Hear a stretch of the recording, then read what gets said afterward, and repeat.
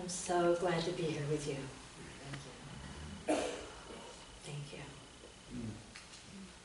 My talk today is about power. It's about you igniting the power of your life. Right now, there's a fountain of divine energy within you, and from it flows all of your good. Deep peace, prosperity, health, wealth, joy, jobs, partners, protection, opportunities. Anything that you want or desire can be yours. In fact, what seems miraculous can become the norm in your life. But you know, this fountain of divine energy within you, it can't do it alone. Why? Because it works through your energy, your emotions, your thoughts, and much more. And it reads the blueprint, the vibrational blueprint that is centered right in your whole energy body. And from that blueprint, it matches you and brings you what's in alignment with that. And those types of things would be opportunities, events, circumstances, things. So it's kind of like the relationship between an architect and a builder.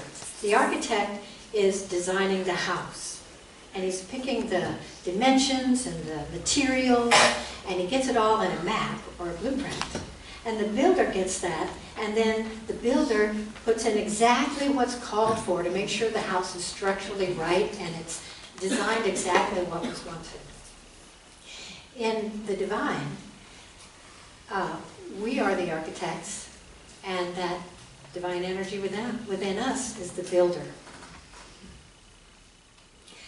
And you know, we can't fake our energy blueprint. It'd be nice if we could. But we could tell the world 1,000 times how happy we are, but if there is a stronger sense of unworthiness or fear broadcasting from you, that's the blueprint that will be read. And then the vibrational energy will come back as something that has a similar vibration. All of us have frustration around the human condition, don't we? I mean, I know I do. Sometimes we like what shows up, and sometimes, well, sometimes it's devastating. Bill Watterson is the creator of the comic strip, Calvin and Hobbes. Do you remember it? Yeah. My kids used to love that. So Calvin is a bratty boy, and he has a stuffed animal named Hobbes. And it's a tiger, and this animal comes to life, and they have this relationship. And so I want you to use your imagination and picture this as I describe it. So they go outside in the snow, Calvin and Hobbes, and they're walking around, and they see this huge snowball. And this snowball is just almost as tall as Calvin. It's huge. And when Calvin sees it, his eyes light right up, and he smiles, and he says, "Oh boy, I can't wait to plaster somebody with that."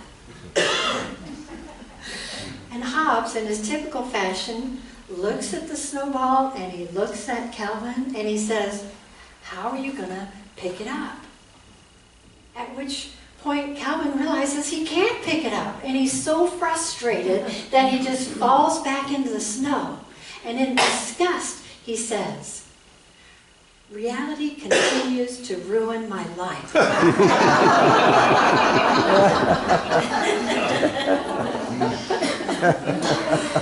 Oh. We laugh because we recognize this frustrated feeling, don't we? But reality doesn't have to continue to ruin your life. The sting of powerlessness can end. And if you've ever felt that, you know how bad that feels. As you take ownership of your divinity, as you activate a higher vibration, your reality will morph and change to resemble the most real thing you are, which will be your divinity. So how do we take ownership of our divinity so the life we want can show up? There's one vital step: to unify with the absolute truth of who we are, and to stop unifying with the relative truth or the human realm. And I want to repeat that. We have to unify with the absolute truth, the spiritual truth of who we really are, and stop bonding with the physical realm, thinking that it can give us something that we don't have. Eric Butterworth says from his book, Discover the Power Within You, if you do not realize your basic unity with the infinite, you will be relating yourself to the material things and conditions of the world, which will bring a focus of confusion and lead to a deterioration and death. Whoa, that's strong, right? So, being in the material world, we automatically are identifying with the conditions and the material world. And we think that's normal. But that's where we need to shake it up and to do something really radically different. So absolute truth is the realm of the infinite. The infinite is the God in you. The God in you is the infinite. Here, there is only infinite possibility. Only life, love, intelligence, power. And there's no opposite. Can you feel it? The relative realm, relative truth, is the earthly realm, the human realm. And here, there's duality. Beauty shows up all the time, but so does poverty, ill health, and loss. And it becomes easy, or maybe natural, to believe that we're at the mercy of those things that we don't want. But I guarantee you, you will become disappointed and disempowered if you look to this physical realm to give you what you want, and if you look to it to take away what you don't want. That's a promise. I think we've all been there, right? So all along we're divinely connected, but we may not notice it because we haven't activated it. We haven't activated it to the degree we need to. So let's say you have a refrigerator, and you take that refrigerator and sit it in your kitchen, but you don't plug it in. It's never going to get cold, right? I mean, you can hope it's going to get cold.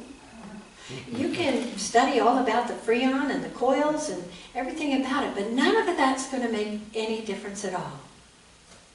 But once you take that plug and plug it into the electric outlet, it's going to get cold, right? Because it's drawing on the current. The current. Well, how does that relate to you? The current of your divinity is already here. And better than the refrigerator, you're already hooked up to it. But to activate your higher or highest connection, you have to place a draw on it, place a demand on it. And this is very important. Emily Cady in Lessons in Truth says, in the unseen, the supply of every want awaits the demand. The supply of every want awaits the demand. Yeah, we study that here, right? This is the divine law of fulfillment. You know, it's kind of like working out. If you want to get bigger muscles, or if you want to get stronger, you need to challenge it.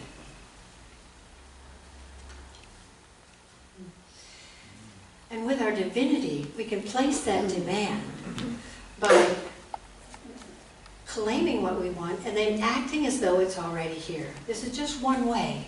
If you claim what you want and move ahead like it's already here, it appears. And it's because your faith generates power. And it creates a new blueprint. A new blueprint. Your vibrational blueprint will change. And it opens the gates to receive. For you to receive. So, here's an example. I owned a home in Arizona. I was going to move, so I went to a realtor to get a listing. And I said, you can have the contract to the house if you promise me one thing. And he said, what's that? And I said, you have to know with me that my house is going to sell at the perfect time to the perfect buyer for the full priced amount. And he looked surprised, but he wanted the business, so he said, okay. And so he started advertising the house.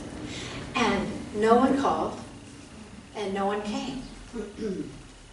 So months go by, and still the same thing happens. He comes to me finally, and he says, but I want to tell you, that didn't bother me that no one called, no one came. Because I'd already done the work, right? I'd made the claim, and I knew it was so. And then my job's to move forward. So I'm packing my bags, right? And I'm hiring the movers, and I'm saying, you got to be here by this date because I'll be gone. And so the realtor comes to me, and he's upset. He says, Laura, I've done everything I can. I'll do an open house. And I said, well, I want to remind you of our agreement. The perfect buyer is on the way, okay? He says, okay. So he comes and he does the open house. And for 7 hours he's there. No one comes. And I wasn't there. But he goes out to take the signs down. And he's taking them down, and a man drives up. And he said, could I possibly still see the house? He comes into the house, and he says, this home has everything I want for my family. He makes a full price offer. And by the time I packed my bags and moved, it's his. That is asking for what you want or claiming what you want and acting as though it is. So a lot of you are nodding. I can see that you're probably practicing that in your life, and if you do, you know how powerful it is. There's a couple secrets with it. One, well maybe three. One is believe it. If you have claimed it, you've done your work to neutralize what's in the way, and you have acting as if it is, believe it. Two, don't believe anything else. And if you want to speed up that energy, cut off your exit strategies. I cut off my exit strategy because I went and I booked the movers before I even sold the house. I said, I'll be gone, so you better come this date. I had no doubt, but I knew I wanted it by that date, so I cut off my exit strategy. Those three things do two things. They keep you calm, and they focus the energy. They give power to what you are creating. So this is a good time to recap about what we've been talking about. Number one, you're a fountain of divine energy, right? Number two, your thoughts, beliefs, and feelings create a blueprint. The divine in you manifests from that blueprint. When you unify with the earthly realm, you lock into a level of limitation and of suffering. When you unify with your divine self, wisdom, love, life, power ignite in you. Feel the difference? To unify with your divinity, you need to place a draw on it. That's why we have prayer chaplains. They're placing a draw on your good. Another way to place a draw is to claim your good and act as though it's already done. Are you with me till here? Yes. Yeah. Good. Because this is where it gets a little tricky. In order to gain the depth and power of your God self, It needs to become more real to you than what you can see, hear, or touch. I'm going to repeat that. In order to gain the depth and power of your God self, the truth of you, it needs to become more real to you than the conditions and circumstances of your world. You might be thinking, well, how can the infinite invisible be more real to me than what I can see, hear, and touch? And that's a good question. But here's how that happened to my friend Judy. She had contracted Lyme's disease, and she got really ill. The medical profession couldn't help her. The herbs and tinctures helped her a little bit, but they couldn't cure it. Day by day, she was getting worse. She could barely move her arms, and she had so much inflammation. She was in so much pain, and her muscles were disappearing. There came a point where she remembered, this sounds kind of funny, but she hadn't remembered because she was depending on the medical people. She was depending on the herbs. She was depending on something to make the difference in her. And when all that failed, she said, oh, I'm a Qigong practitioner. I should use that. And she couldn't do the Qigong. You know, it's universal life energy. The love you are, that's what it is. She couldn't do the movements, so she remembered, focus. And she focused this universal love, life energy within her body. And over time, her faith grew. She did it every day, several times during the day. Within a few months, she was cured. And today, she hikes and runs in the mountains of Oregon.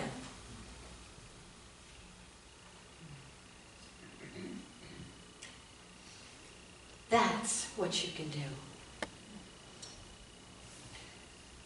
Maybe you've got a disease. Maybe you've had a loss. Maybe you have broken relationships. Maybe you're injured. Maybe you don't make enough money. Maybe you lost your job. Whatever it is, this will change when you begin unifying with the power of your divine self. We often begin seeking when we have some sort of problem because we want answers. But deep within, we all want to know who we really are. That is our deepest desire, to know who we really are. This desire, this impulse, beckons us to come within, to the source of our being. You see, the divine in you waits for you to wait on it. It wants you to be with it, to come to know it, to become available to it. This communion is what ignites the power of your life.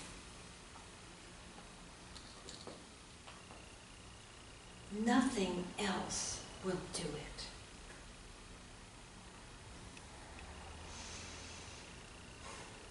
It takes you beyond the laws of the physical and places you in the laws of spirit. Then you will know that the infinite in you is more real than what you can see, what you can touch, and what you can hear. Then you will know that you are love, eternal love, and that you are loved beyond measure. This is when life will meet you in new and magnificent ways, and you will be in the flow of your divine self. So many of you are nodding. Bless you. So if you want to deepen your knowledge and your use of your divine birthright, come to my class today. One book I'm using is Lessons in Truth by Emily Cady. I'll see you there. Emily Cady she was born many years ago, and even though her book's over 100 years old, it still is the most potent teaching of taking dominion in your being. The other book that we're working with is Discover the Power Within You by Eric Butterworth. And Eric is an incredible man. He has reached millions of people with his spiritual truths, our spiritual truths. So the second book, in it, he illuminates the teachings of Jesus, the real teachings, not what you might have read somewhere or what some church told you or taught you, but the actual teachings, and how that you can release your innate divine potential and transform your life. So as you know, all my classes are experiential, and I invite you to come. So we'll see you there later. And let's take that into meditation.